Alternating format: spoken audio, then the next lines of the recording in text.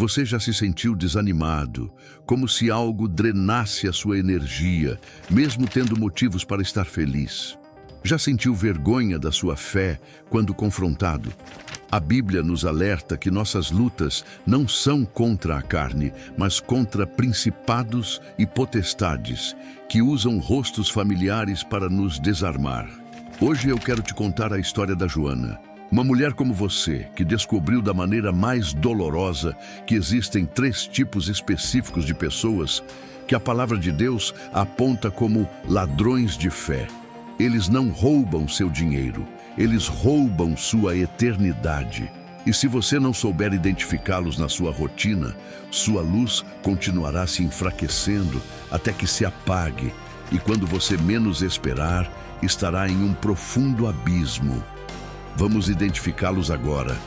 O primeiro ladrão, o cético arrogante. Joana enfrentava esse ladrão no trabalho. Ele não usava máscaras, mas um terno bem cortado e um sorriso de superioridade. Era seu chefe, que exigia ser chamado de Dr. Marcos. Ele via o mundo como uma equação fria. Toda vez que Joana mencionava sua gratidão a Deus por uma meta batida, ele lançava aquele olhar de piedade intelectual. Para ele, a fé de Joana era uma muleta para mentes fracas. No escritório, volta e meia, ele provocava Joana sobre a igreja e destilava um veneno polido com críticas como: o dízimo é um desperdício de capital.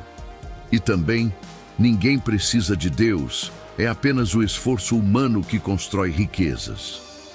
Joana sentia um nó na garganta, como se estivesse negando a Cristo. Ela sentia vergonha de sua própria fé. O chefe era o reflexo do que Chesterton descreveu com precisão. O mundo moderno não é mau. Em alguns aspectos, o mundo moderno é bom demais. Ele está cheio de virtudes que ficaram isoladas e ficaram loucas. Ou seja, ele dizia que o problema do mundo atual não é a falta de valores, é o excesso de valores desconectados, levados ao extremo sem equilíbrio. Sábias foram as palavras de São João Paulo II, quando disse: a fé e a razão são as 2 asas pelas quais o espírito humano se eleva à contemplação da verdade. E Joana, todos os dias naquele ambiente, condicionava-se a fechar a asa da fé, pois precisava agradar por medo de ser demitida. Mal sabia que a falta de equilíbrio das 2 asas a levaria a uma queda livre em direção a um vazio espiritual. O segundo ladrão, a inveja materialista. E quando uma asa se fecha, o acesso fica livre. O segundo ladrão entrou na vida de Joana pela convivência íntima com uma grande amiga e vizinha, Eliane. Ela era o espelho de um materialismo sedutor. A sua fé estava no dinheiro, nos bens e nos luxos que possuía.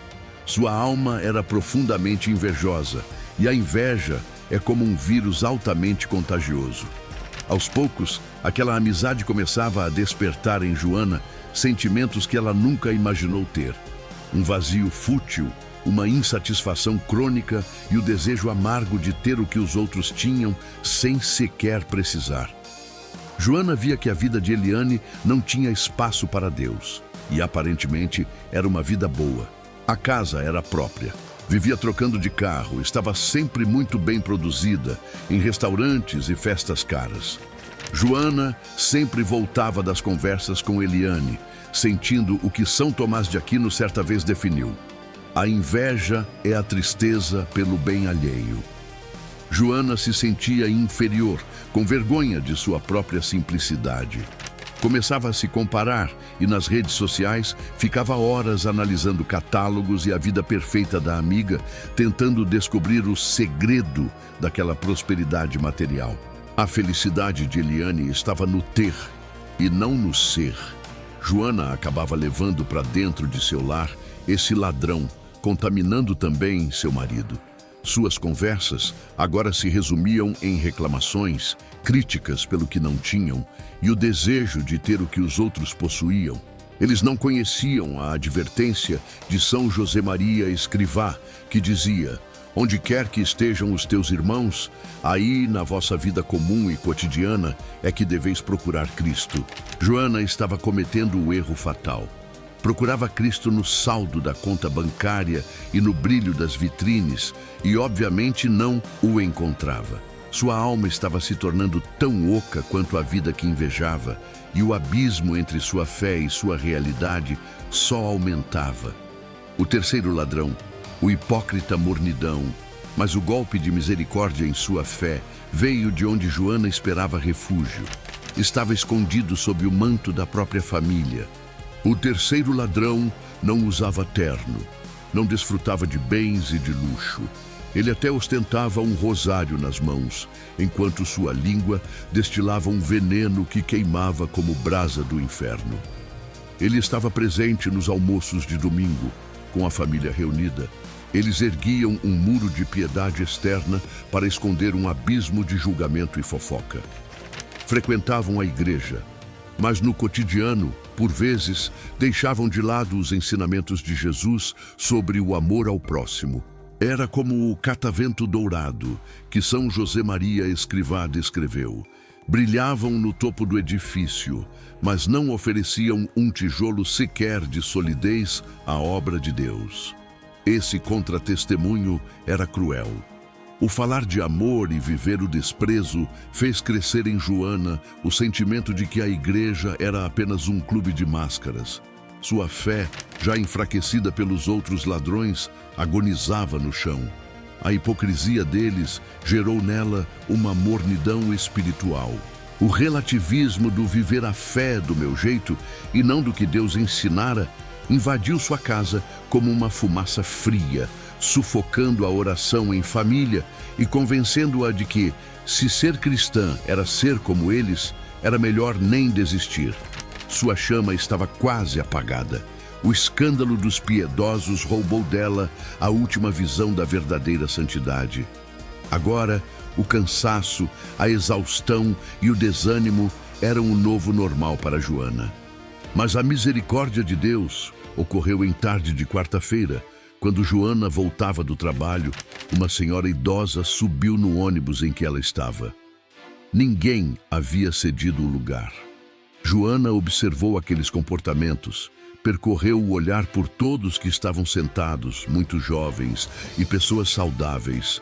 Algo a impediu de reclamar. Em um ato involuntário, ela se levantou, chamou aquela senhora para sentar em seu lugar. Muito agradecida, a senhora conversava empolgada com Joana. Falava sobre a felicidade de confiar e acreditar na providência de Deus, na bondade das pessoas, na fé e na esperança de quem anda com Deus, como se soubesse do afastamento de Joana da igreja. Aquela senhora disse que frequentava uma paróquia próxima de onde Joana morava e a convidou para ir no próximo domingo. Joana aceitou. Havia sentido o que há muito tempo não sentia. Um calor em seu peito parecia surgir como um chamado de pai que quer seu filho de volta. No domingo seguinte, lá estava ela.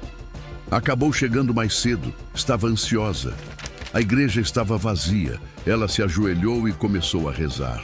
Logo as lágrimas tomaram conta, sentia-se fraca e vazia. Até que um padre apareceu e sentou-se ao lado dela. Conversaram por um bom tempo. Joana se confessou, recebeu o perdão pelos seus pecados. Ela não lembrava mais como era ser acolhida. Aquele peso que sentia parecia ter aliviado. Saiu da igreja com uma das frases que o padre havia lhe dito. Era uma citação de Chesterton. A prova de uma religião é que ela é capaz de sobreviver aos seus próprios crentes. Joana entendeu que precisava ser a profeta de sua própria casa. E foi para lá, voltou apressada, decidida a restaurar seu lar. Ela e o marido firmaram uma nova aliança com Deus. Expulsaram aqueles 3 ladrões com a arma mais poderosa que existe, a oração e muita fé. Dobraram seus joelhos e oraram. Entregaram suas vidas a Deus. Pararam de ouvir o mundo para ouvir a palavra. Joana parou de se desculpar por ser católica no trabalho. Ela passou a ser a melhor funcionária porque servia ao maior dos patrões. A vida não ficou livre de problemas, mas voltou a ter sentido. Mais tarde, acabou recebendo outra proposta de trabalho. Seu marido foi promovido e alguns meses depois estavam se mudando para uma nova casa.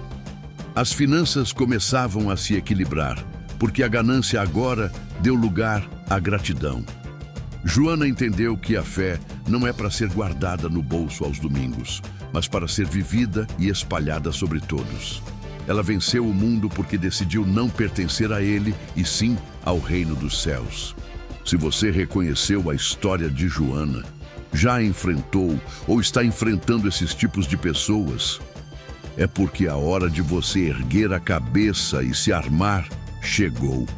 Os ladrões estão batendo à sua porta, mas a chave está em suas mãos. Você vai deixar que eles entrem e te empurrem até o fundo do poço ou vai enfrentá-los? Me conta aqui nos comentários. E quais desses ladrões já cruzaram o seu caminho? Que a paz de Deus, que excede todo o entendimento, guarde e proteja os vossos corações e os vossos pensamentos. Até logo.